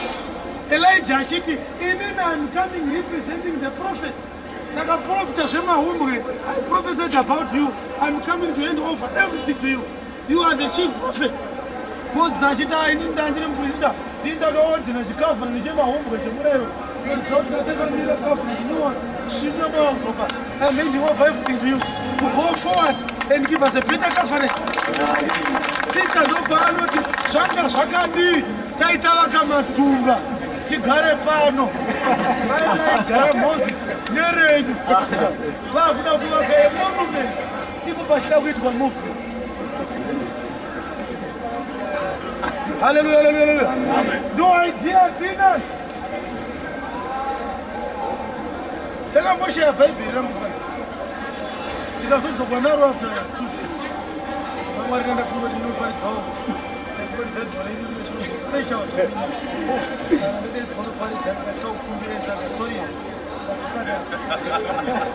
atitenda kuti vhangeri rinobuda mubhaibheri tinongokuudza version yacho unotenga uone kunoparidza haribve mubhaibheri mwari aitozviziva ndinoda kunzi vanoparidza kuti mwari wacho ane shoko avamuda akati tichapa vanhu unoda vane hanyani. Hallelujah, hallelujah. Magaga emusango ari kuchekerwa mupoto evhangeri. Ndiri kunzwika here? Ndiri kunzwika here? Hallelujah, hallelujah, hallelujah. Vanhu vari kuparidzirwa vhangeri rakabva nemusango kuti ubvunze munhu kuti nyaya dzemurayiro dzauri kuparidza idzi unonyatsodzizwisisa here? Unozviziva here kuti zvirinyore kuparidzira munhu asati ambovhura bhaibheri, asati ambopinda chechi? Pane kuparidzira munhu ane kuchechi kwaanoenda usati watombomuvhurira vhesi anenge aine pfungwa kuti kuchechi kwedu kunonzi profeti vedu vanoti. Hallelujah. But I want to assure you today, ndinoda kuti Mwari akubatsire urege kuve munhu wechechi, uve nekingdom approach. Chero ari kutaura shoko raMwari, don't worry about kuchechi kwaanoenda. As long as aine zveKristu zvekutaura, listen to that man. Bhaibheri inoti kunachenjera vamwe vakashakirwa nekirosi vakavatora savanhuzva vakamisa in opportunity. Hallelujah. Munhu anopinda kuchechi nemunhu wokualani Wilson vakasangana mugondo uri form 4 and uri form 4 mumurogurinderi yedu ukuda physics pandura physics vakutotaura zvephysics akati handitauri neshomari ndinopinda kuchechi irini zvine basa iphysics dzatiri kuita kwechechikoro tinofundwa nevanhu vezvikoro silabhasi imwe chete yezimuseki. Kana tiri tese tinoda kuenda kudenga, kana tiri tese takapoiswa naJesu, chii chinokutadzisa kupira pana mashoko raMwari? Kana ndikataura zvamuri kuita kuchechi kwenyu zviri wrong, as long as waona kuti ndo zvinotaurwa naMwari wotosiya zvirong zvauri kuita regardless yekuti zvakorektwa nani. Yes.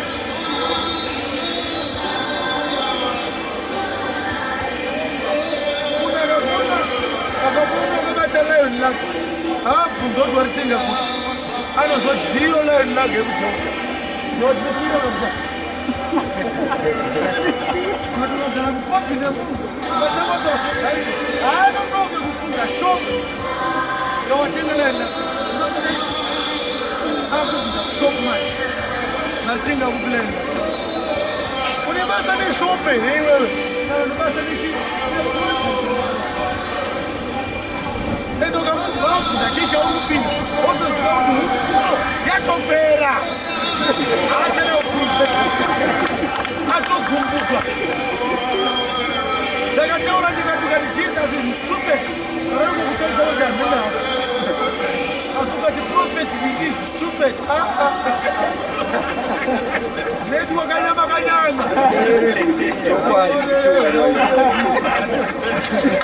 nakusanda zokunonoya baba uyono zvitiriwe. People love a prophet more than they love Christ. I come to my prophet. Hallelujah. Wawe kuti iye prophet ari kuroverwa wana vanhu ari kumudza vanhu ava kuti kudii. What is he telling them? Ari kuudza kuti kudii. Munani isipowa restipedi yakanzi munhu anoprofita. Saka Jesu akasisina vake vanhu. Nyamba musi wanongo yangu munovana vangu chete pana.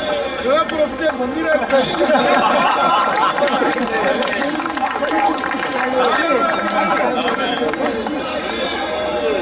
Zvinovana vaprofita ndovandaparidza nhasi hanzi vana vaprofita vakanga vaine nzara pakoleji pavo kwete maprofets ayo vanenge vanga vaine nzara maprofets anga akaguta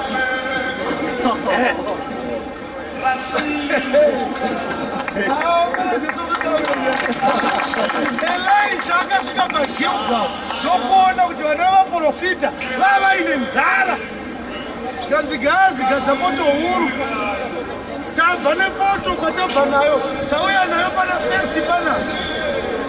Haleluya, haleluya, haleluya. Yanzi igadzwe chaidenifai vanauchetera makaka kupoto evhangeri ndikunzire. Haleluya, haleluya, haleluya, haleluya. Ndakanzwa kumwe munhu ndakashanyira mhama yangu kuchitumbisa nditaura nyaya apostolo akadii tichaura nyaya ndikati TV stand kakanaka munhu munokashandisa chii ase unomona kuisa TV stand iolta yangu ukaika chii iolta tikati aprofiti vakatikutatisa mari makusindiseni kwete mari diki mari umu andidiokutikaistiaaaa itudwana akatandisenekisagora God is rich. Sakanda zvinhu zviri rich. Hanzi akati ungaenda unopedzera mugaba uine katsapu ketsangati unofanira kuuya wakatambura zvinhu saka unofanira kuisa mari shiri. Saka hanzi ndoitisa $2 kana 10 kana 20 Sunday pandinoenda kuchechi paipo kuti andazoisa yese imo iolta yangu.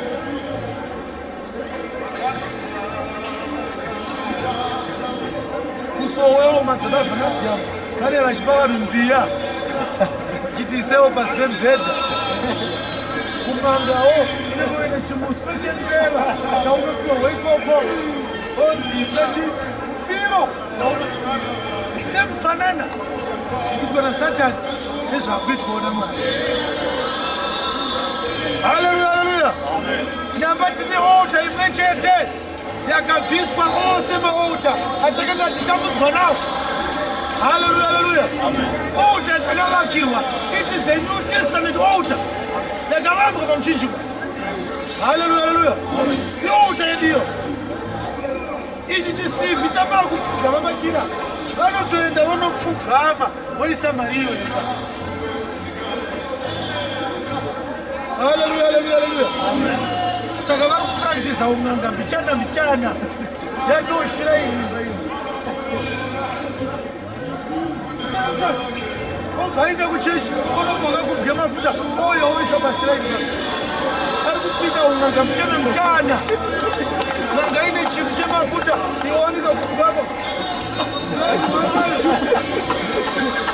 onotora mastika oya oisamba otora recipe oisamba ozotora zifoto yemunhu wamwari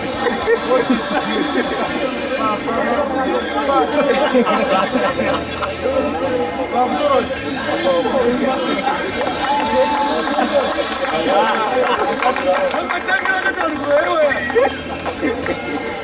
kuti uye pano udzwe shoko raMwari haudi.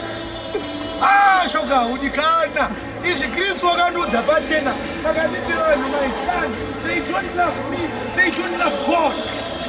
Vanhu vanoda zvatinoita kwete isusu. Vanoda kukomborerwa tinokomborerwa. Vanoda kubleswa, vanoda kuchengetwa. Muzvivanoda anochengeta wacho anokomborera havabude. Haleluya, haleluya. Kufanana nemukomana. Ndakati inini pane mukomana here angati nemusikana I love you. Musikana obva ati ndokuda. Obva atotanga. Susan watunondida izokei. Take that again, there's a taxi. We are taxi. What is the name of Upi! College got to get passing.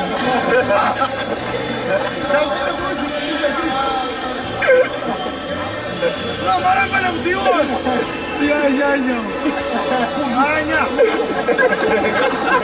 Hallelujah. Program your good night. Nakuiramba. Speed ndoya ndara. Tunakumbidza. Kanyine kuita too close. Kaunofona zviri sei? Ishumba lojerei. Amene imari for 3 hours. Kupinda muchurchments. Nekubhabhatidzwa vanhu havana. Receive your miracle. Receive your miracle.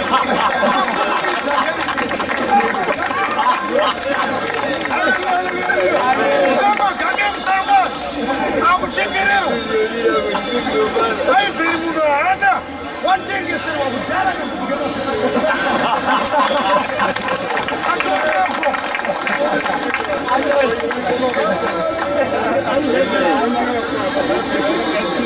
Jesus is the Lion of the tribe of Judah.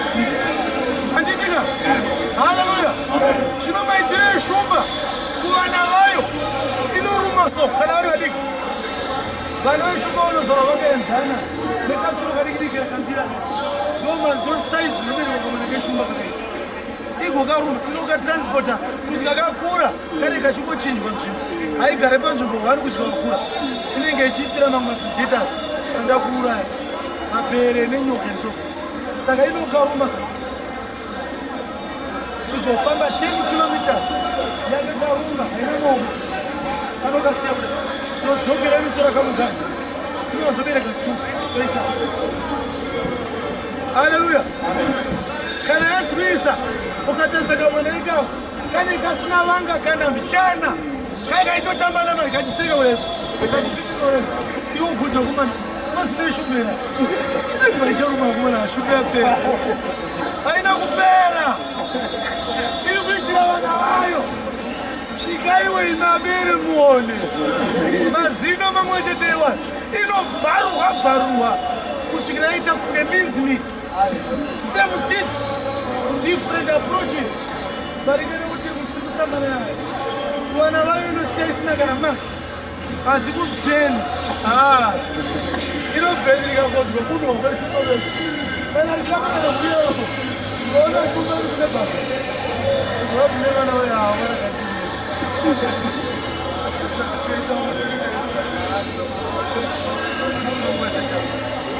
Vanhu vakati kutadira nawe rishundaji totaza kufura kuti zvangodonderazi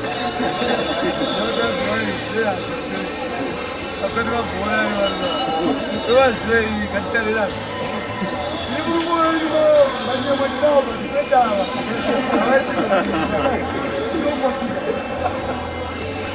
saka kuvana vayo it doesn't hurt them, but there's something surprising kuti munhu wamwari anobaona hanenzvimbo iyi ichinzi ine simba rajesu. Zvonzi kuti sanoitimwe ine power singaite hamunaigamukire makamira itotangai magara pasi kana pamubhedha kuti muivhure munorera pasi mukafa. Ita jesu wenyu ane power rekuda kuuraya vana vake. Power rajesu rekuda kuuraya vana vake. Yes. This kind of Jesus is confused. He doesn't represent the Jesus that they preach. Simba la Mwari rino destroy Satan. Ari destroy vana va Mwari. Umona wakuti nani chimwiri unogemuka kana sikunositi. Ari sema Mwari vai. Iri shine. It's not understanding. Yes, Jesus is Karamana Peter. Jonah is Torah. But it's what but I'm just up on the poor Nazareth. What happened? But you want to reach another mind. Kuro Guadama. Mawiri, you go to Paradise. Just I don't go to the Paradise. But when I go fit up power, never see no bed. No whatever. Get no computer. But it's Jonah, not Paradise. I to run up as before. Kuri Jesu wake angari organized kuwana wake is harmless kumadimoni moto unofuta indare nyumbawara kukwadza vanhu indawa munhu anzi pawa riri mumafuta rinokwadza nditi kana wava kunoshandisa kumba gara pamubhedha unatsovhura mbichana mbichana chigubhi ichocho anopinda nacho kukomba munotoine varoyi varimo vagoburuka varoyi pasina kana kwanzwa mafutera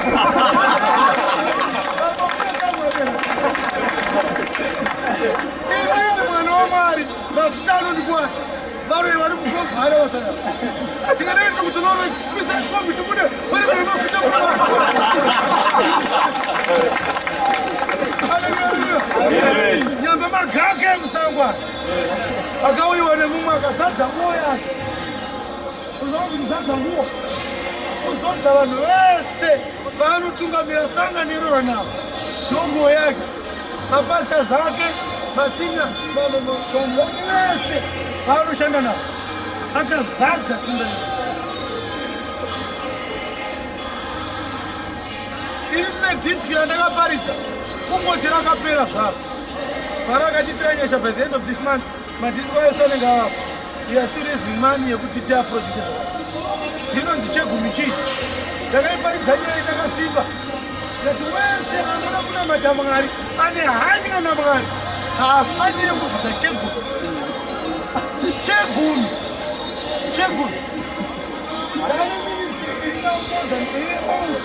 ichifangishena hatitori chegumi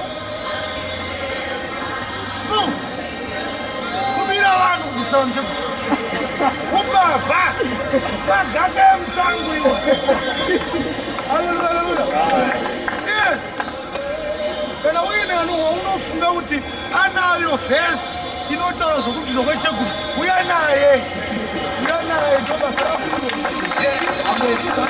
inotsvaga hanhu kuda izvozvo tigare pasi kana kuzetivi chaipo eze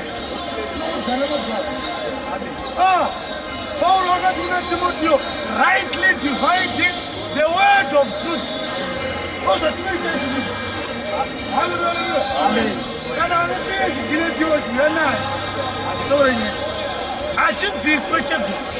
Magaka emusango. Unopoti marandide. Noida. Pasana nditori nemutowo wakarambira. Unoida mari.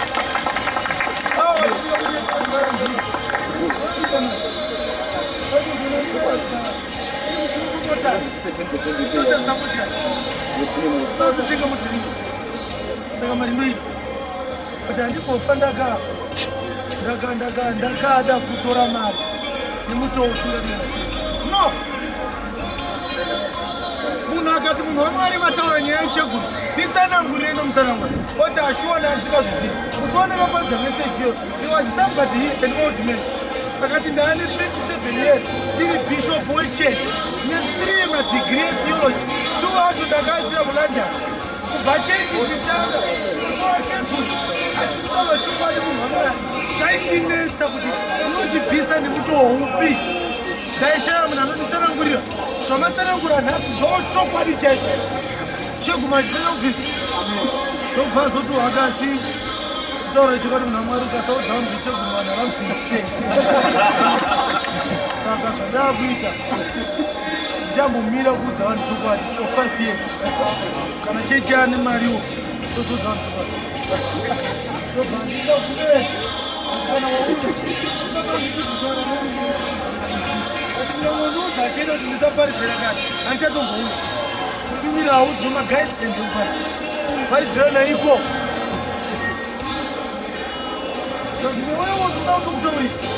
Mira kutaura chokwadi chechi mbutanga yaita mari. Kati inenge ichiita mari inenge iri yani. Iye mari yacho inenge ichiitwa nani? Handina kupinda basa raMwari nekuti ndaitsvaga mari. Aiwa! Vamwe vanhu vakanga vashaya mabasa.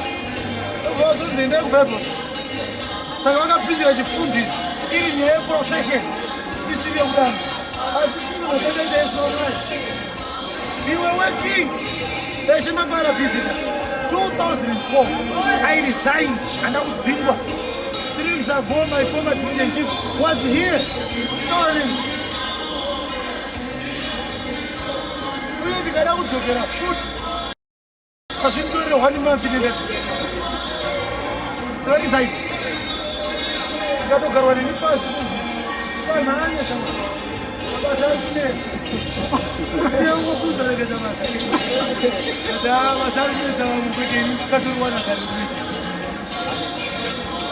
My net salary was $920 net salary.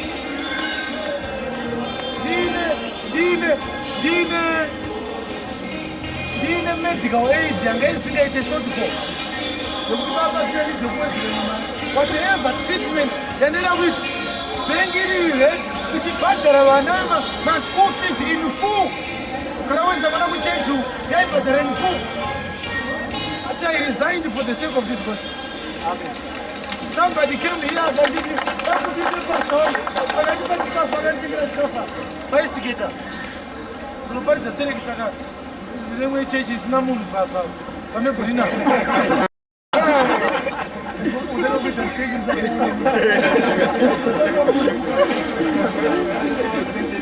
Saka da utiende pa vatori nemba kugara kusvika bhadhara 6 months maximum. Nenguva nemotikari mbishi vanhu vari ipapo vanobatidza siyana zvokwadza musiti gadhano. Inini munhu waMwari kana inyaya yemota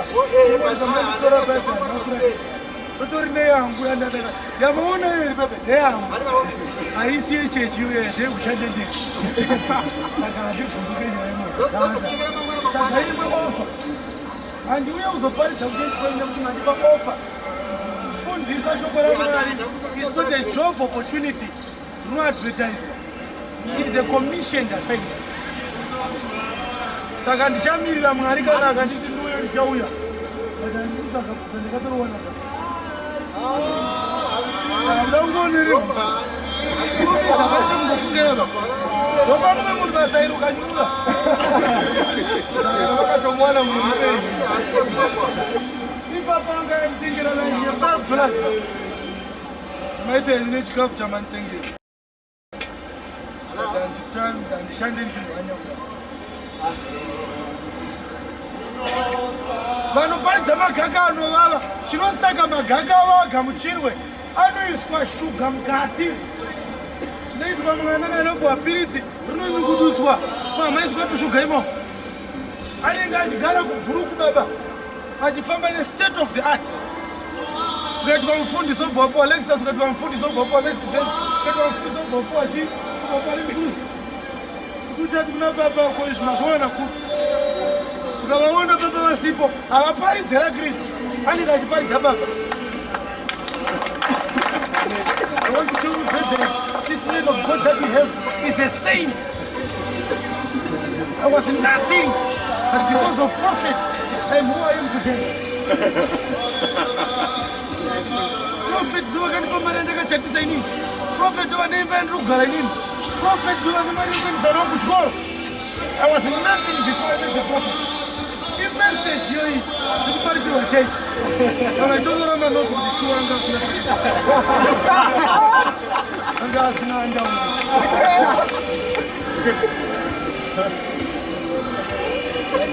Instead of preaching Christ, They are preaching men.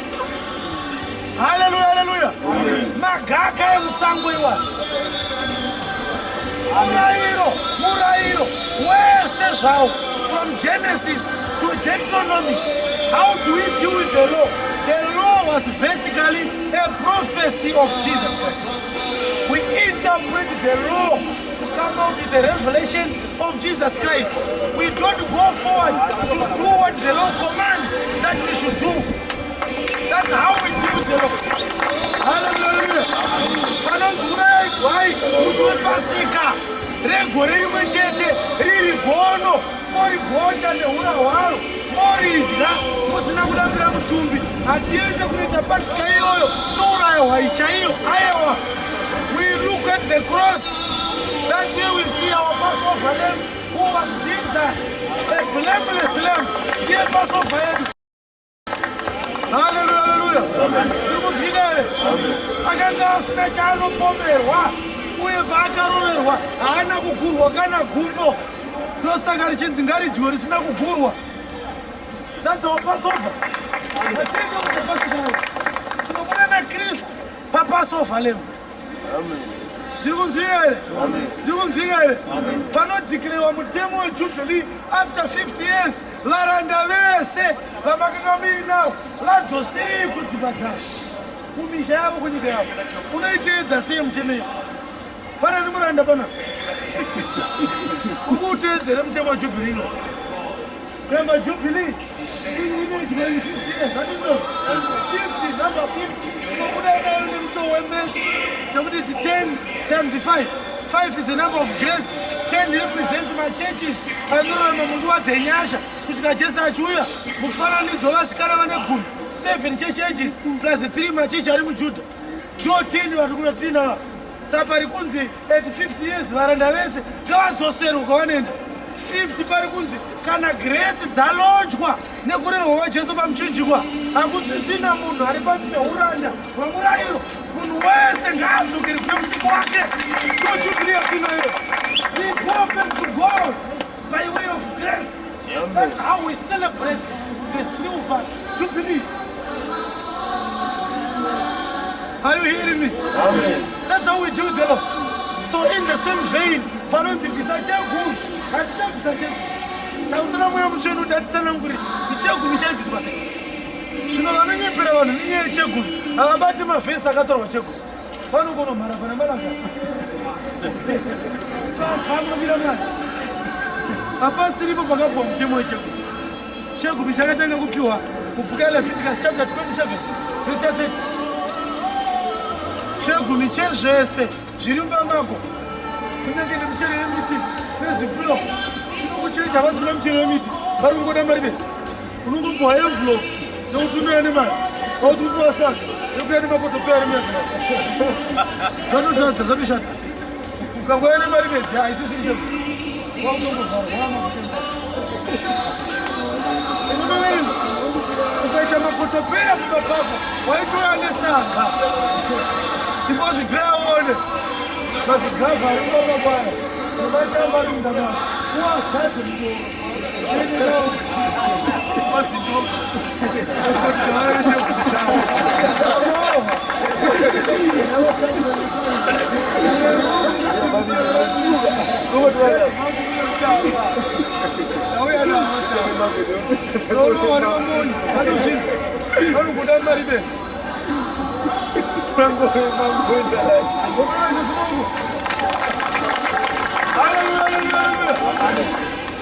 Chapter 14 verse 22 yaDeuteronomy yobva yataura kuti kana munhu aiunganidzamba nake chegumi chematamba, chegumi chenzungu, chegumi chechibanga, chegumi cheibwa wounganidza paDeuteronomy 14:22 pakutsanangurwa kuti unochishandisa unochipa kuna Mwari sei. Chaiti icho unoendesa unoderedza muRevhi ari pamako. Saka gore rimwe nerimwe the tribes of Israel vari 11 ndovaibvisa chegumi. Levhi anga asingabvisa. Vaiudzwa naRevhi kuti imi vaJudha muchanodyira chegumi paBheersheba, imi vaNafutali muchanodyira chegumi paShechemu, imi vaGadhi muchanodyira chegumi paGilgali, imi vaZebhuruni muchanodyira chegumi paHebhuroni. Hallelujah. Yongera jesumukutira kuti. Watakura nengoro mutemo waiti kana zvamuinazvo zvakawanda tengeserai kumaraini kwenyu mobata mari moenda kwakataurwa kuti gore monotenga zvamunoda nemhuri dzenyu modya nemurevha rumemeni apana kumbozitakura kumaprofeti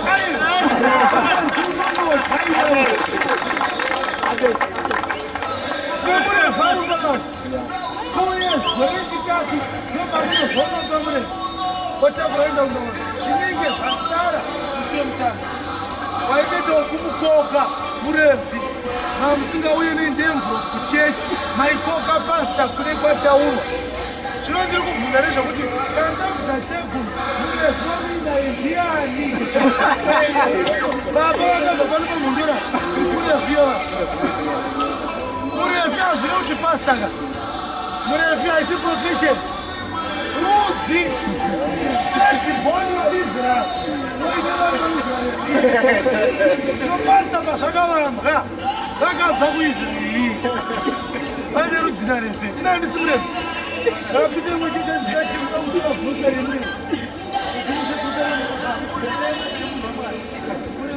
chatinoziva ndechekuti Levi was fired pamuchinjikwa chapter 7 verse 12 yaHebrew inoti zvino kana uprista uchichinjwa nemurayiro unofanirawo zvakare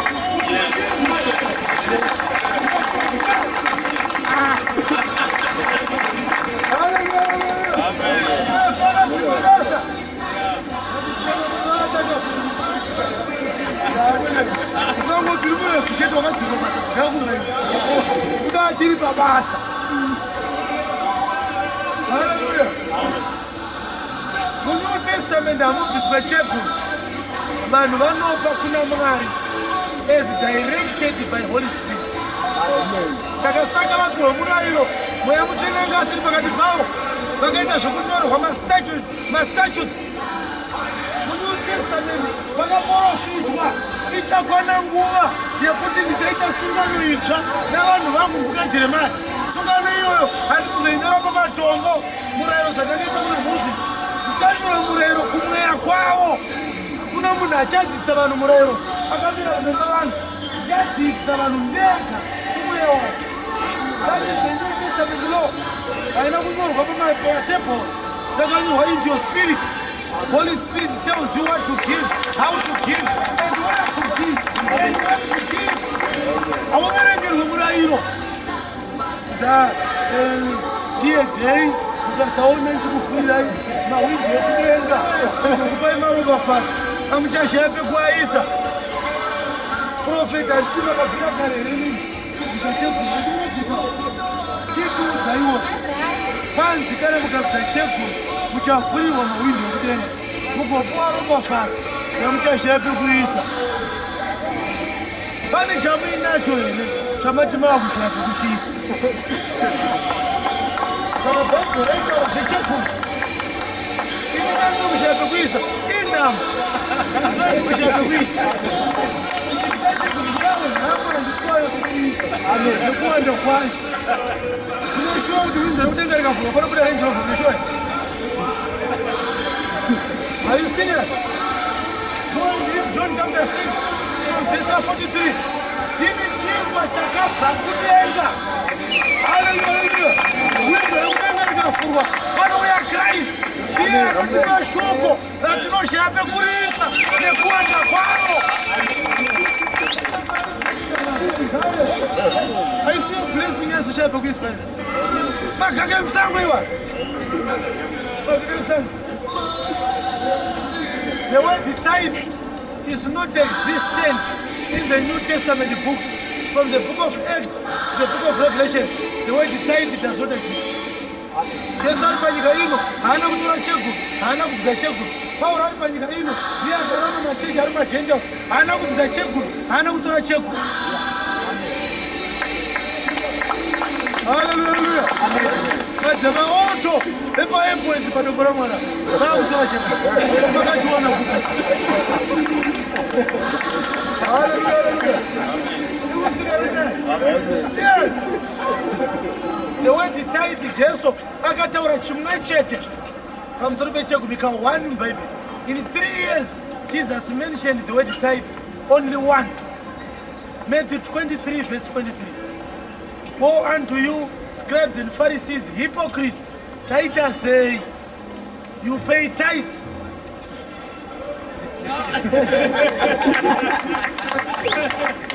You pay tithes of mint, loose and cumin, and you disregard weightier matters of the law, which are justice, kindness, and faithfulness. Verse 24, oh, you blind guides! You strain at a nut and swallow a camel. Ukaona kuvisa chegunu akakufananiza nekuti munhu aona nhunzi nji obva aistraina nekusema obva azomedza ngamera yese chirepo chese. Unoti kudii Christ pamusoro pevanovhisa chegunu, woe unto them hypocrites! Iyo ivhesi andikutaura hakuna papa anoivhura kana achiparidza chegunu, vanogumira kuna malaka asi vanoiziva. Sei vachiisiya aiburitse mari manje inodza vanhu chokwadi saka magava anotaura pauro igava. Haleluya, haleluya, haleluya. Magaka emusango paridza chegunu.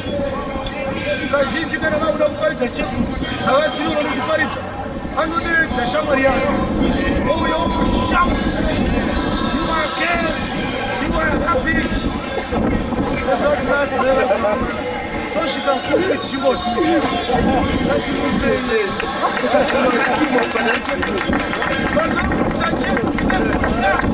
they are being intimidated. They don't understand it. Are you hearing me? Hallelujah, hallelujah. Vakake musango, vakapinda musango, vakanomura negospel yekuti kunamata ndo zvinopfumisa. Ndaiverenga vhesi inesuno, vhesi Timothy chapter 2. Vakaodzwa mutangaro wavo naMwari wenyika ino. Dumbu ravo ndo Mwari wavo. They are preaching so that they may fill their tummies. That's what the gospel. Hallelujah. Amen. Makake musango. Hallelujah, hallelujah, hallelujah. Amen. Foto yava varume, shoko rako varakura. Vatakanga foto, vakanga ati vanhu vaite sei vakomborerwe. Unonzwa vanhu vachitora Holy Communion, vanoverenga 2 Corinthians chapter 11. Pauro achiti musati musina kufanira, munorwara kana kufa kana kupera simba. Vanhu vakutenda kunoreurura. Yamuri kuno.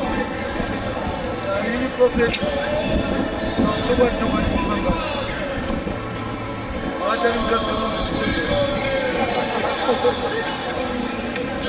It's okay. You are forgiven. Chenda unotora chi Holy Communion. Izvo zvozvo zvokuti vanhu vanodya Holy Communion vatanga vareurura. Magaka emusango.